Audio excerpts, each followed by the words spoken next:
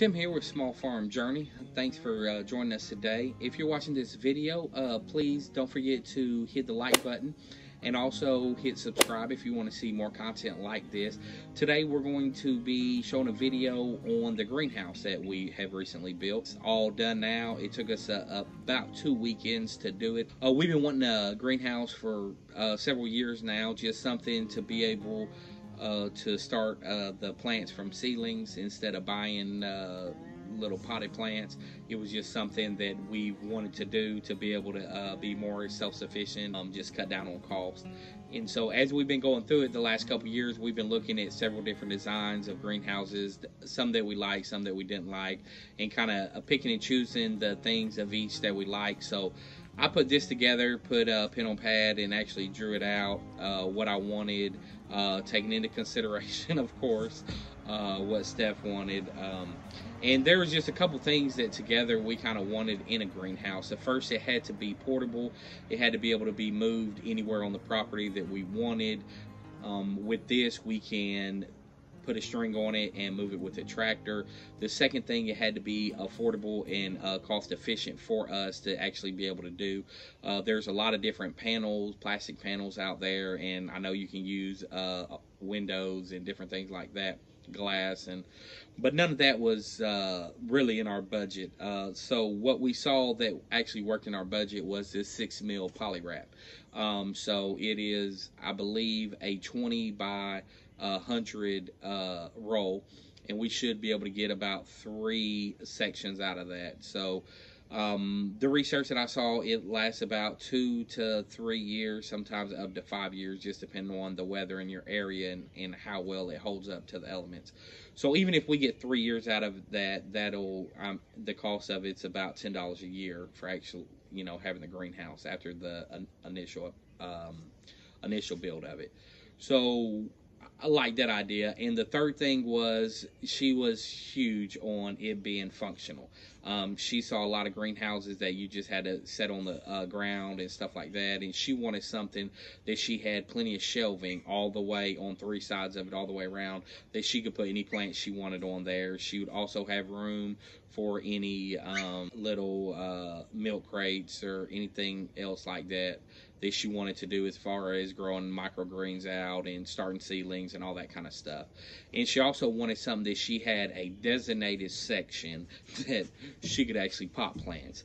Some of the other ones, people would bring a table inside and kind of do it in there, and she wanted just a section set up all the time. That way she could have all her soil and all that kind of stuff right there with her and be able to repot plants and all. And so I kind of gave her a section for that, did some mesh, like some expanded metal there that she can be able to pot, and all the dirt and excess falls down. It keeps her a nice clean workstation and all.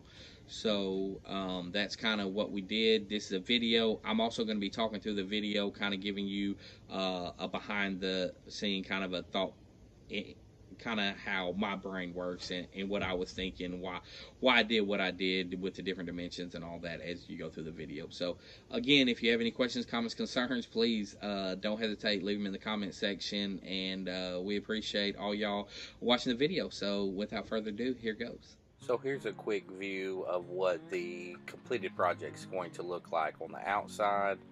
As we step in, this is a shot of what it's going to look like when the project is finished. So let's go ahead and break it down step by step. First, we started with a 14 by 8 working footprint. We did 2 by 12s by 16 foot and got 3 of those. I cut one of them in half for the back width, which gives us the 8 feet. The 14 feet comes in. I've got a foot in front and a foot behind for my sleds there, keeping with the whole idea of it being portable. I went ahead and put everything on the sleds that it'll move. The front and the back is completely level. I went ahead and squared it up and put a triangle little 2x6 there in the corners just to keep my squared frame Also in the front, with it being movable and being able to pull it with a tractor, I went ahead and drilled the holes there with the 1-inch drill bit. It's big enough that I can get a string through it and pull that with a tractor. And so then we got some 3/4 inch conduit straps there that we went ahead and marked for all of our PVC pipes to be secured to the frame itself. I've got two there. I've got one on the top and one on the bottom. I do have a link for the supply list in the description section, so I'm not really going to go through all that. Basically, it's just all 3/4 inch pipe and fittings there. But basically, it's pretty simple. I use PVC glue and primer to put them all together.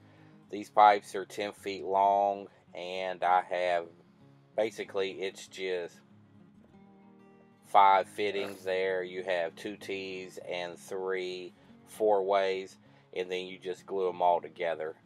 Each one of the poles are 10 feet. They're about 3.5 in the middle. You're making a basic exoskeleton just for that. Putting them in the conduit straps, and then I secured them with the screw in the middle of the straps just to make sure they're good and snug. On the ends, I went ahead and drilled through the plate that keeps it square, just so I didn't have to remove that. And this is basically what's going to look like when it's all finished. The next thing I did, I went ahead and started on the front and the back walls.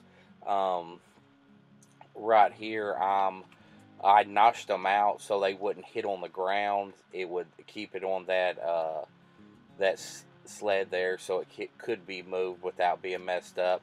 I went ahead and pre-drilled my screw holes there because this is my second attempt. After the first one, I split the wood, so I come back and pre-drilled the holes and didn't have any more problem with there. I put 2 on the front and 3 on the back just to make sure it's good and secure. And went ahead and did a basic door frame there. I'm going to make it uniform on the front and the back just so they both look the same. On the sides, I did 24 inches, which is going to be the top of my countertops all the way around. I've got 4 of those on each side for a total of 8. And then I've got 2 more on the back on both sides of what looks like the door jambs. The front's going to be the door jamb, and the back's going to be the side on the back window there. Here I went ahead and did a 2x2 lathing on the outside just to give me a flat surface to pull the plastic down on, and I screwed them in with 1-inch screws just to secure the PVC pipes up there so they wouldn't move left to right. So here's basically what that's going to look like. Also have put up the 2x6 roof rafter there and secured the PVC fittings into that so they won't move, and they're secured on the top there. Covered each one of them with tape just so it wouldn't catch on the plastic when we were pulling that down. So I'm going to get ready to do my upper shelves here, upper and lower shelves.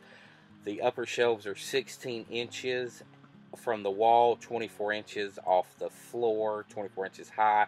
The bottom are 19 inches wide and 6 inches off the floor, which I know the bottom's going to come out further than the top, but with the 6-inch clearance, you can still have room to get your feet underneath it there. The back is going to be 24 inches on the top and 29 inches on the bottom, which is a little bit more room because that's going to be where she is going to eventually, that's going to be her workstation where she'll be able to repot plants and do all that kind of stuff. So she wanted plenty of counter space to be able to put as much plants as she possibly wanted, and she also wanted hooks from the ceiling rafters in case she ever wanted to come back and hang some hanging plants there. So she's got plenty of hooks. plenty of room for all her plants that she could possibly need. So hopefully she'll like it. Here I went ahead and did a cedar plank on the top and the bottom shelves. The cedar planks are basically what they use to put cedar fences up. They're, I think, 6 inches wide by 5 feet long, and so I just cut them up in little strips and cover the top, put 4 screws in each, 2 in the front, 2 in the back, and secure them up. Here's kind of an overview of what all that looks like with all the cedar planks in. And here we're going to start with the pulling the plastic over. We went ahead and did the 6 mil poly plastic on there. The roll we got was big enough. We should be able to do this 3 times. All the research, everything that I saw, we should get about 2 to 3 years out of this poly, just depending on how the weather and how it holds up with the wind and all that. So hopefully if we can get 3 years out of there, I'll be happy. It'll be, that would make it around $30 for the plastic. So I was pretty excited about that. There's a lot of different ways you can do this. I know my seams probably aren't as clean as they could be. In the future, the next time I redo this, I'll go ahead and pull the sides and secure them and come back over with a complete flat piece on the front and the back just to give it a cleaner look. But I mean, it works for now. So let's step inside and see what the finished product looks like. So again, we have the upper and lower shelves. The back shelves is going to be wider, but on the top, that's the 16-inch shelf. Underneath it's the 24-inch shelf right there, all cedar all the way down. In the back, it's 24 on the top, 29 on the bottom. There's my window there that will fold out to be able to let some of the heat escape during the hottest part of the summer. Also went ahead and put the screws in the top rafter so she can hang all her baskets. As we go back, this is going to be her potting station right here. I have the mesh wire on there. I think they call it hardware cloth. So she'll be able to plant everything. She'll have a bin underneath there, so any of the dirt and the excess stuff will fall down into that, keep her workstation clean. So she'll be able to pot anything she wants to, and hopefully be able to get a lot of them plants started and all that. There's a window there. I made that 20 by 20, which should perfectly fit a box window unit there. So even if it got really hot, it would be able to, we could turn the fan on there and blow out the excess, just give some movement in there. And that is pretty much the greenhouse. I hope you enjoyed this video. If you have any questions or comments, please feel free to leave them in the comments.